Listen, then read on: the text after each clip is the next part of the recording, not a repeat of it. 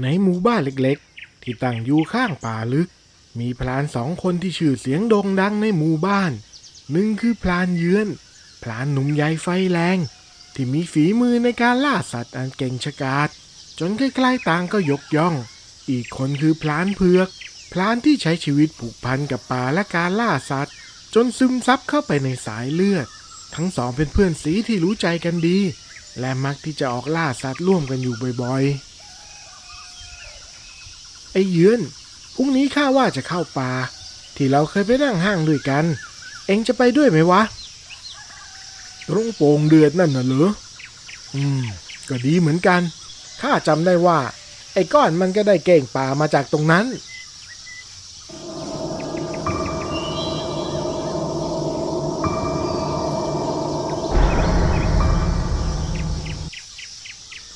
ในเช้าวันถัดมา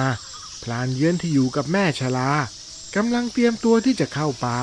แต่ทันใดนั้นเองแก้วน้ำที่ตั้งอยู่บนหิ้งพระ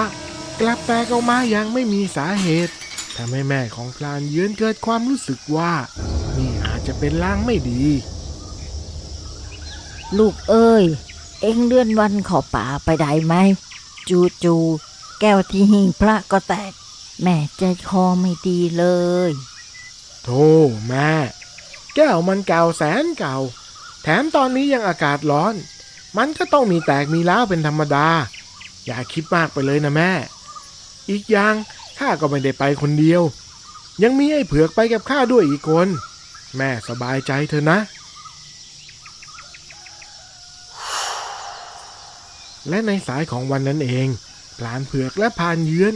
ก็ได้มาเจอกันที่ทางเข้าป่าซึ่งก็เป็นเหมือนกับทุกๆครั้งที่พรานเผือกจะต้องทำพิธีเปิดป่าก่อน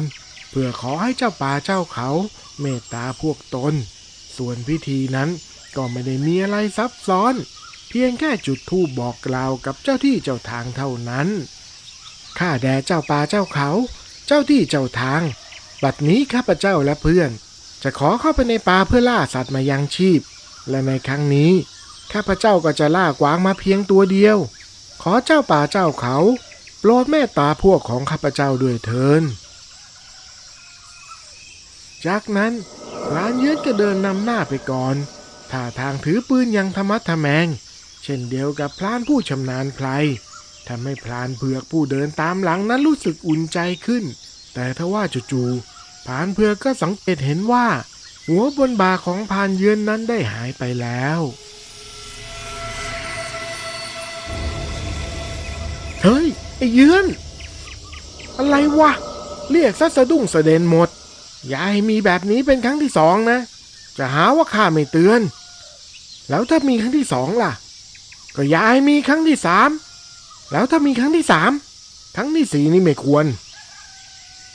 พลานเยือนหันกลับไปต่อล้อต่อเถียงกับเพื่อนตามที่สายชอบเล่นของตนแต่ในตอนนั้นหัวของพลานเยือนก็ยังคงอยู่บนบ่าเหมือนเดิมทำให้พลานเผือกต้องขยี้ตาแล้วมองซ้ำอีกครั้งเพื่อความมั่นใจหลังจากเหตุการณ์นั้น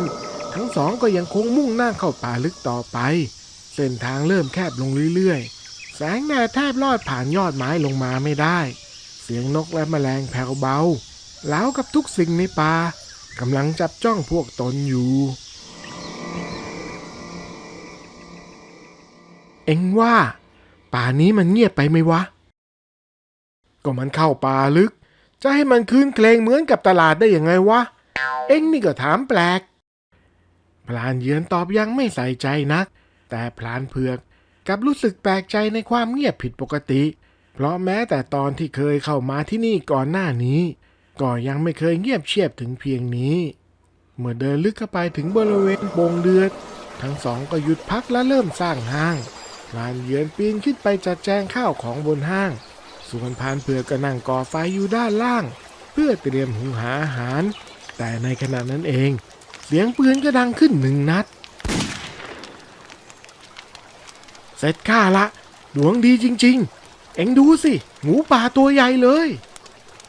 พลานเยือนตะโกนลงมาจากห้างพร้อมกับชี้ไม้ชี้มือไปทางพงหญ้าด้านล่างพลานเผือกจึงรีบหันไปดูก็พบว่า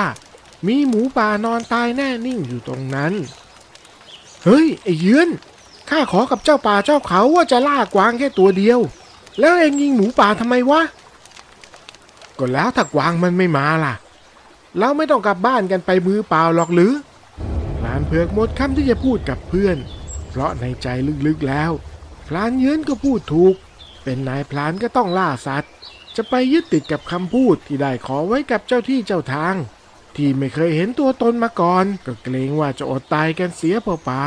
ๆหลังจากที่ทั้งสองได้จัดการซากของหมูป่าเรียบร้อยแล้วจู่ๆที่พุ่มไม้ใกล้ๆห้างนั้นก็เกิดสั่นไหวขึ้นมาพลานทั้งสองจึงรีบหมอบลงตามสัญชาตญาณไม่นานนักก็มีกวางป่าตัวผู้ขนาดใหญ่เดินลงมากินดินโป่งทันใดนั้นเสียงปืนก็ดังขึ้นอีกหนึ่งนัดแต่ทว่ากวางตัวนั้นกลับตกใจและวิ่งหนีเข้าป่าไปในทันทีมันโดนปืนฆ่าแน่ๆนั่นไงรอยเลือดมันคงไปได้ไม่ไกลหรอกเดี๋ยวข้าจะตามแกะรอยมันไปพลานเยือนรีบวิ่งตามรอยเลือดของกวางตัวนั้นจนหายลับเข้าไปในป่าลึกส่วนพลานเผือกก็แสดงสีหน้าไม่สบายใจเพราะนี่ก็ใกล้เวลาพระอาทิตย์ลับขอบฟ้าเต็มทีอันที่จริง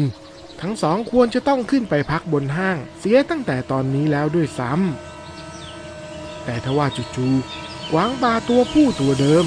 ก็ปรากฏขึ้นเบื้องหน้าพลานเผือกพร้อมกับเดินโซซัดโซเซเข้ามาทางตน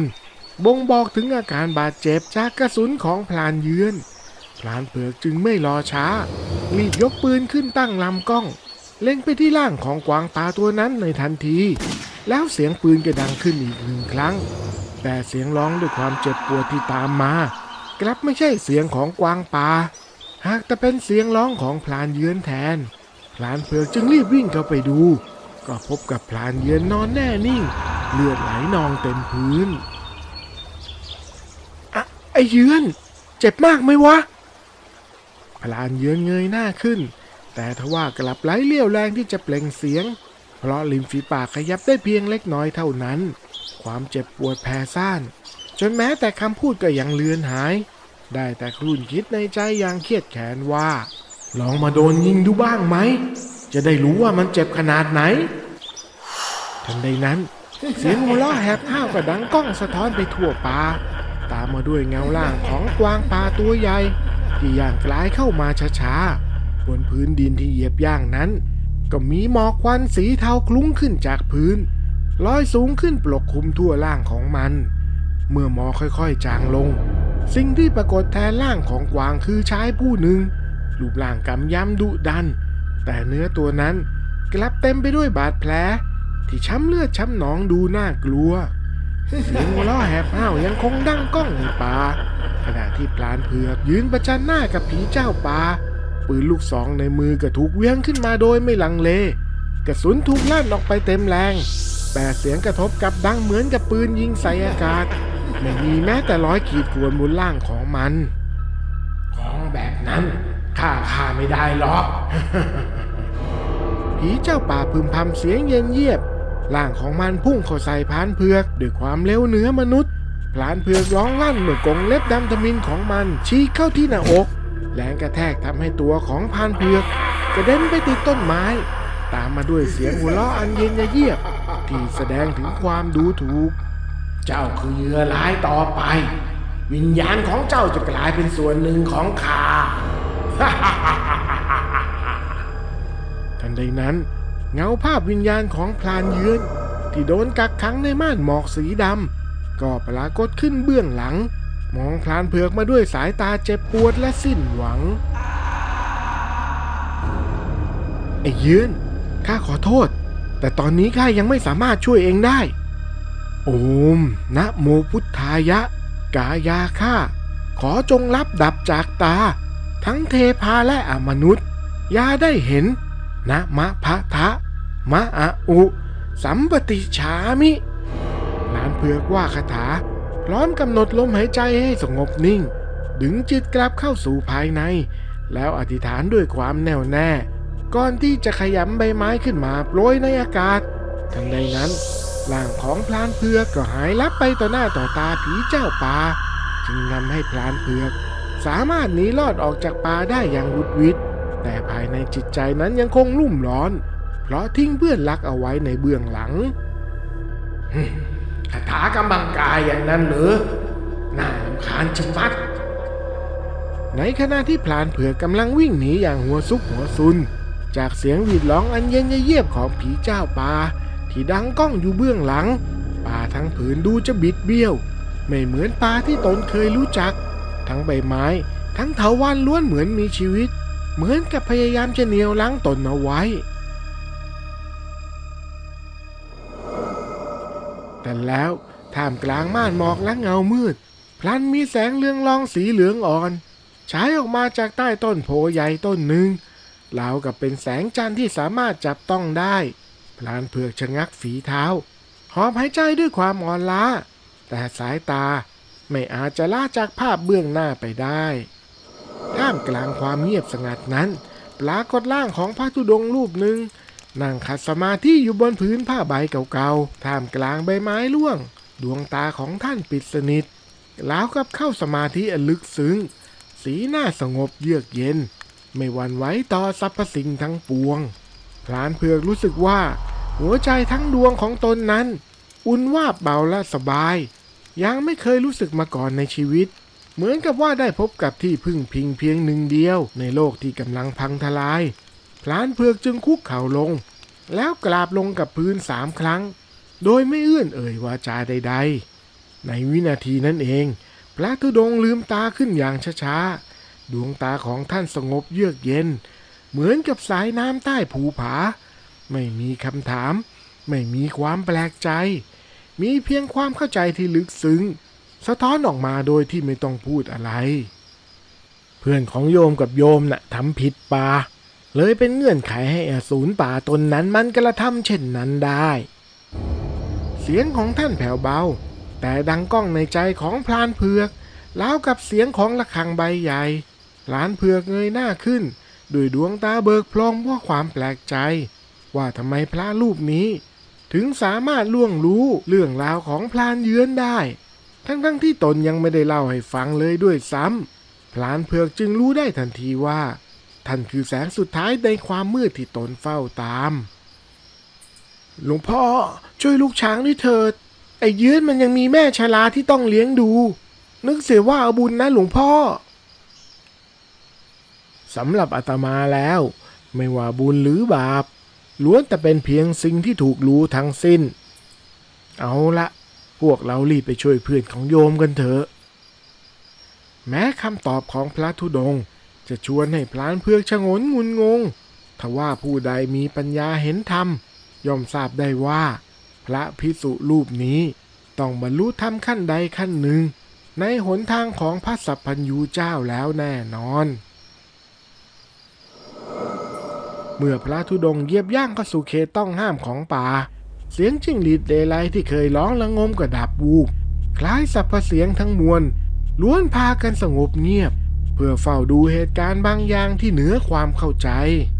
เบื้องหน้าของท่านนั้นก็มีร่างของพลานเยือนนอนแน่นิ่งอยู่เนื้อชุ่มกายดวงหน้าซีดเซียวเหมือนกับความตายกำลังเข้าใกล้มาทุกขณะแล้วจู่ๆลมเย็นก็พัดวูบมาพร้อมกับเงาดำรูปร่างเลือนลางที่ลอยออกมาจากรากไม้บิดเกลียวแล้วกับงูหลบซ่อนอยู่ในความมืดแล้วเงานั้นก็เปล่งเสียงอันเยือกเย็นออกมาพระธุดงค์เหตุใดจึงมาเกี่ยวข้องกับเรื่องของทางโลกพระธุดงค์ไม่ตอบในทันทีท่านเพียงยืนสงบนิ่งกลางความมืดนั้นสุดท้ายท่านจึงกล่าวออกมาช้าๆด้วยน้ำเสียงที่อ่อนโยนแต่หนักแน่นดังเสียงกังสดานแห่งความจริงธรรมทั้งหลายมิได้จำแนกแยกทางโลกกับทางธรรมเพราะสิ่งใดเป็นทุกข์สิ่งนั้นก็คือธรรมพูดจาอะไรไม่รู้เรื่องหลีกไปพ้นทางกาแต่ทว่าร่างของผีป่านั้นกลับแผดเสียงคำรามกึกก้องต้นไม้โดยรอบสั่นไหวทันใดนั้นร่างอันใหญ่โตทว่าปราดเปรียวกระพุ่งเข้าหาพระธุดงค์ด้วยแรงอาฆาตแต่พระธุดงค์เพียงยกมือขึ้นพนมหลับตาลงเบาๆแสงสีทองก็เปล่งขึ้นมาจากกายของท่านมันไม่ร้อนแรงหากแต่กลับอบอุ่นและมั่นคง แล้วแสงนั้นก็ถูกฉายส่งไปยังผีป่าทำให้พลังแห่งความโกรธแค้นที่แผ่ซ่านออกมาจากผีป่าถูกกลืนหายเข้าไปทีละน้อยคล้ายหยดหมึกในน้ำใสทำให้ร่างของผีป่าเริ่มจางลงเหมือนกับหมอกยามเช้าที่ค่อยๆกระจายหายไปตามสายลมในที่สุดเมื่อแสงสีทองส่องสว่างขึ้นมาเต็มที่ร่างของผีป่าก็หายไปจนหมดสิ้นไม่มีการแผ่เสียงคำรามหรือแม้แต่พลังที่อันตรายใดๆเหลืออยู่โยมนำสมุนไพรนี้ไปรักษาเพื่อนนะแล้วเพื่อนของโยมจะหายเป็นปกติพูดจบพระธุดงค์ก็เดินหายลับเข้าไปในป่าลึกส่วนพรานเยือนที่ได้กินสมุนไพรของพระธุดงค์ไปก็หายเป็นปลิดทิ้งราวกับปาฏิหาริย์จากนั้นทั้งสองก็สาบานว่าจะเลิกเข้าป่าล่าสัตว์หันไปทำสัมมาอาชีพอย่างอื่นและจะไม่มีวันกลับเข้ามาที่โป่งเดือดแห่งนี้อีกตลอดไป